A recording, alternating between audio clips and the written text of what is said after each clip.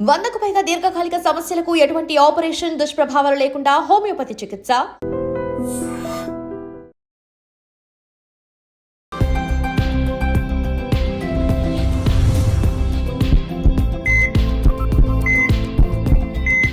నమస్తే, welcome to healthy conversations with IT media. నేను మీ Jhansi. So ఈరోజు మనతో ఉన్నారు cardiology specialist doctor Sai Ravishankar గారు. సో సార్ని అడిగి, ఇప్పుడున్న జనరేషన్లో చాలామంది సఫిషియంట్ స్లీపే ఉండట్లేదు. మన నార్మల్గా స్లీప్ సైకిల్ డిస్టర్బ్ అయిందని చెప్తున్నారు.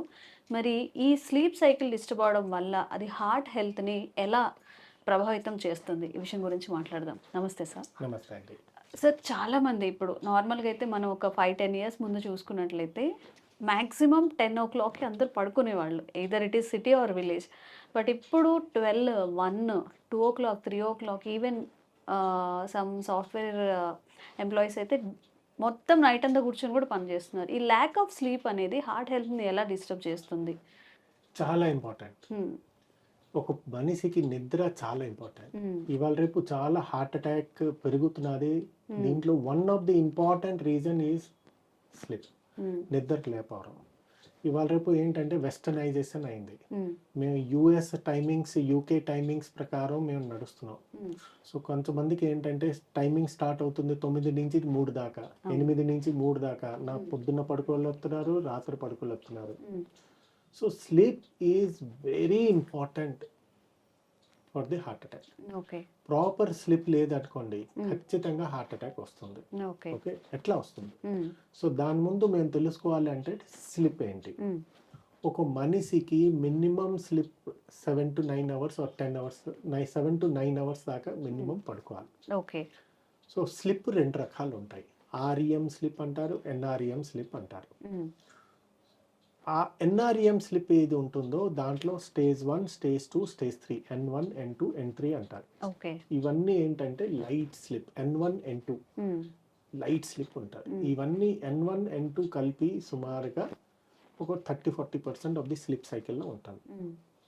N3, N1, N2, N3 వచ్చేసరికి కొంచెం డీప్ స్లీప్ పోతారు. ఓకే. అన్నిటికంటే మోస్ట్ ఇంపార్టెంట్ అవుతున్నది ఆర్ఈఎం స్లీప్.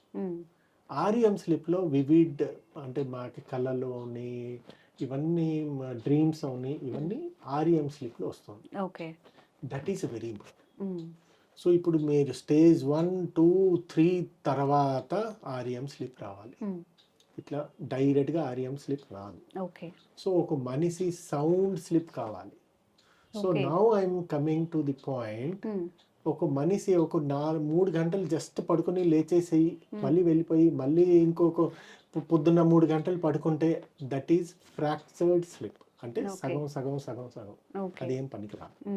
కంటిన్యూస్గా ఇప్పుడు స్లీప్ కి 2 రకాలు కావాలి. ఒకటి క్వాంటిటీ, ఒకటి quality of sleep. Okay. So quantity ఏంటంటే మినిమం 7 to 8 hours డ్యూరేషన్ కావాలి. క్వాలిటీ డీప్ స్లీప్ కావాలి. ఓకే. సో డిస్టర్బెన్స్ అంటే లేకుండా. సో ఈ 2 లేదు అనుకోండి హార్ట్ ప్రాబ్లం ఖచ్చితంగా వస్తుంది. ఓకే. సో ఇప్పుడు ఒక చిన్న పిల్లల దగ్గర నుంచి మోర్ దెన్ 65 years దాకా స్లీప్ సైకిల్ చేంజ్ అవుతూనే ఉంటుంది. సో సుమారుగా మేము చూస్తామంటే మోర్ దెన్ 14 years, 15 years నుంచి 65 years దాకా సుమారుగా 7 to 10 hours పడుతుంది. ఓకే. ఇప్పుడు లేటెస్ట్ ఇన్ఫర్మేషన్ ప్రకారం మోర్ దెన్ 10 hours ఎవరు పడుకున్నారో వాళ్ళకి కూడా హార్ట్ అటాక్ రావడం ఛాన్సెస్ ఎక్కువ ఉంటాయి. This is the now the recent timings, recent American guidelines. దీంట్లో మేము ఒక అమెరికన్ జర్నల్ ఆఫ్ కార్డియాలజీలో ఏదో ఒక పబ్లిష్ మేము స్టడీ చేశారు.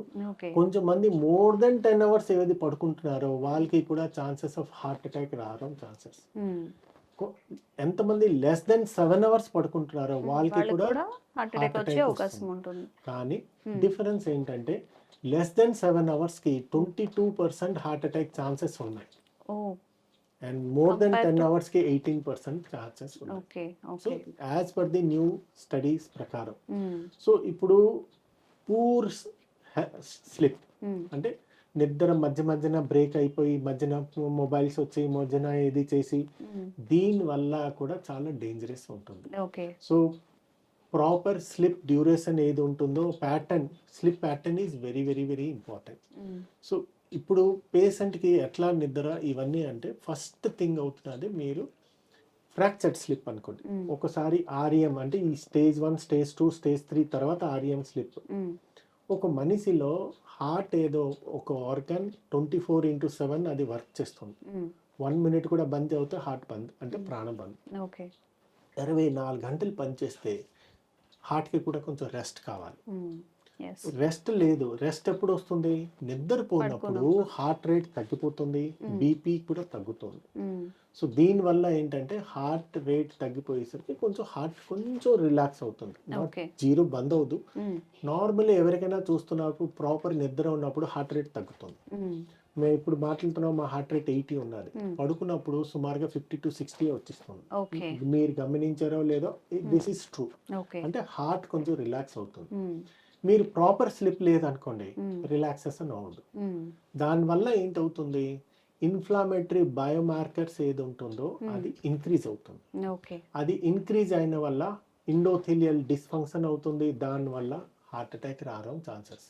So it is clearly proved that lack of sleep are duration of తక్కువలో ఉన్నది అనుకోండి, మీరు తక్కువ సమయంలో మీరు స్లిప్ తీసుకున్నారు అనుకోండి, హార్ట్ అటాక్ ఖచ్చితంగా వస్తుంది.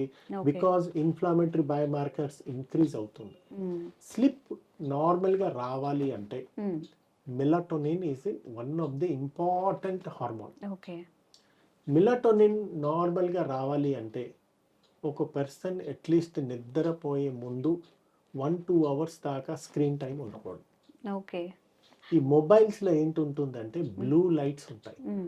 ఈ బ్లూ లైట్స్ ఏంటంటే మేము చూసేసరికి బ్రెయిన్ యాక్టివేషన్ అయ్యి మెలటోనిన్కి తగ్గిస్తుంది.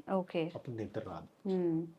సో కాఫీ తీసుకోకూడదు, స్మోకింగ్ తీసుకోకూడదు, ఎనీ మొబైల్ అవని, గ్యాజెట్స్ అవని, టీవీ అవని, ఇవన్నీ అట్లీస్ట్ 1 hour ముందు మేము తీసుకోవాలి. నిద్రపోయే అట్లీస్ట్ 1 hour ముందు మేము తినాలి. తిన్న తర్వాత ఇమ్మీడియట్గా పడుకోకూడదు. అట్లీస్ట్ 1 hour దాకా మేము పడుకోకూడదు. సో ఈ మొబైల్స్లో మీకు ఏది ఉన్నదో, ఈ మొబైల్స్లో బ్లూ లైట్స్ ఏది ఉన్నదో ఆ లైట్స్ యాక్టివేషన్ అయ్యి మెలటోనిన్ తగ్గిపోతున్నది. సో చాలా మంది మొబైల్స్ ఏది యూజ్ చేస్తారో నైట్ టైం వాళ్ళకి నిద్ర రాదు. So that is a very very important. And sir, చాలా మందికి సౌండ్తో కూడిన స్లీప్ చాలా భయంకరంగా గురకబెడుతూ ఉంటారు. పక్కన ఎవరు పడుకునే అసలు ఆ ఫీజిబిలిటీ కూడా ఉండదు అనమాట. చాలా కంప్లైంట్స్ కూడా. మరి ఈ స్లీప్ అనేది కరెక్టేనా? అది వాళ్ళు హెల్దీగా ఉన్నట్టేనా? అబ్సల్యూట్లీ. స్నోరింగ్ ఎవరికి ఉన్నదో మీకు తెలీదు, కానీ పక్క వాడికి తెలుస్తుంది. వాళ్ళు ఖచ్చితంగా దానికి ఆబ్స్ట్రక్టివ్ స్లీప్ ఎప్నియా అంటారు. దాంట్లో కూడా కొన్ని స్టేజెస్ ఉన్నాయి. సో ఆబ్స్ట్రక్టివ్ స్లీప్ ఎప్నియా సివియర్గా ఉన్నది అనుకోండి, ఖచ్చితంగా పేషెంట్కి హార్ట్ అటాక్ రావడం ఛాన్సెస్ కూడా 25 to 30% ఇంకా ఎక్కువ ఉంటుంది. వాళ్ళు 7 hours పడుకున్న తర్వాత కూడా వాళ్ళకి నిద్ర పట్టదు. ఆక్సిజన్ లెవెల్ బ్లడ్ లో తగ్గిపోతుంది. ఎందుకంటే అప్నియా అయిపోతుంది. అంటే కొంచెం సేపు తర్వాత పేషెంట్ కి శ్వాస బంద్ అవుతుంది. 45 seconds or 30 seconds or 45 seconds తర్వాత 1 minute తర్వాత కడక్కని మెలుక్కు వస్తుంది. సో ఆ ఎప్నియా టైం ఏది ఉన్నదో, ఎప్నియా అంటే శ్వాస బంద్, ఆ టైం ఏది ఉన్నదో దట్ ఈస్ ఇంపార్టెంట్. అది ఆక్సిజన్ సాచురేషన్, బ్లడ్ లో ఆక్సిజన్ సాచురేషన్ తగ్గిపోతుంది. తగ్గిపోయేసరికి బ్లడ్ తగ్గిపోయేసరికి హార్ట్ అటాక్ రావడం ఛాన్సెస్ ఎక్కువ ఉంటాయి. సో అబ్స్ట్రక్టివ్ ఎవరి ఇంట్లో స్నోరింగ్ ఉన్నారో వాళ్ళు ఖచ్చితంగా ఒక స్లీప్ టెస్ట్ చేయించుకోవాలి. స్లీప్ టెస్ట్ చేసుకుని AHI అప్నియా హైపర్పినియా ఇండెక్స్ ఏది ఉన్నదో అది ఎంత ఉన్నదా, more than 5, more than 20, more than 30, more than 55. So normally less than 5 ఉండాలి. సో అది ఎక్కువ ఉన్నది అనుకోండి, దాని ప్రకారం డాక్టర్ సంప్రదిస్తారు మీకు ట్రీట్మెంట్ ఏం కావాలి. సో దానికి కారణాలు బోల్డ్ ఉంటాయి, కానీ snoring is one of the important risk factor for cardiovascular అంటే హార్ట్ అటాక్ కి ఇంపార్టెంట్ డిసీజ్. సో ఇప్పుడు స్నోరింగ్ వల్ల ఏంటంటే డే టైమ్ స్లిప్నెస్ ఉంటారు. చాలా మంది పడుకుని ఉంటారు రాత్ర, కానీ పొద్దున్న వచ్చేసరికి ఆఫీస్లో ఉన్ని ఎక్కడ నిద్రపోనే ఉంటారు. ఎందుకంటే వాళ్ళకి అర్థం అవదు స్నోరింగ్ వల్ల ప్రాపర్ నిద్ర డిస్టర్బ్డ్ స్లీప్ ఉంటుంది. సో రాత్రి పడుకోలేపుతారు కనుక వాళ్ళు పడుకోలేపుతారు, పక్కన వాడు కూడా పడుకోలేపుతారు. కానీ వాళ్ళ గురించి డే టైమ్ స్లీప్లెస్ ఉంటుంది. Okay. So day time sleeplessness వల్ల మీకు బీపీ పెరుగుతుంది, కొలెస్ట్రాల్ లెవెల్ పెరుగుతుంది, డయాబెటీస్ పెరుగుతుంది, అండ్ ఇన్ఫ్లామేటరీ బయోమార్కర్స్ పెరిగి ఖచ్చితంగా హార్ట్ అటాక్ వస్తుంది. So obstructive sleep apnoea, snoring ఎవరికి ఉన్నదో వెంటనే మీరు సంప్రదాయించుకోండి. ఒక స్లీప్ డాక్టర్స్ అని ఒక డాక్టర్కి సంప్రదాయించుకోండి. స్లీప్ టెస్ట్ అని ఒకటి ఉంటుంది. ఓకే. ఆ టెస్ట్ చేయించుకుంటే మీకు ఖచ్చితంగా బయటపడుతుంది మీకు ఏదైనా కావాలా లేదా. అండ్ దాని పరిష్కారం కూడా సింపులే. సిప్యాప్ మెషిన్ ఉంటుంది, అది రాత్రి పెట్టుకుంటే 100% క్యూర్ అయిపోతుంది. ఓకే. క్యూర్ కాదు, అది that is the solution. Okay. దాని గురించి ఎవరైనా స్నోరింగ్ ఉన్నది పక్కన మీ బంధువులకి అవని, మీ రిలేటివ్స్కి అవని, మీ హస్బెండ్ కావని, వైఫ్ కావని, అమ్మ కావని, ఎవరికైనా అక్క చెల్లెలు కావని ఖచ్చితంగా డాక్టర్ దగ్గరికి పట్టుకొని వెళ్ళి మీరు ట్రీట్మెంట్ చేయించుకుంటే వీళ్ళకి హార్ట్ అటాక్ రావడం ఛాన్సెస్ కూడా తక్కువ, చాలా తగ్గిపోతూ ఉంటాయి. సో స్నోరింగ్ విషయంలో మాట్లాడుతూ మనం ఎక్కువగా సౌండ్తో చేసేవాళ్ళు కొంతమంది, నార్మల్గా కూడా చిన్న పిల్లల్లో కూడా గురకు వస్తుంది చాలా తక్కువ సౌండ్తో. స్నోరింగ్ ఏది ఉంటుందో, ఈ ఎయిర్ వేస్ ఏది ఉంటుందో దానికి డిస్టర్బ్డ్ అయిపోతుంది.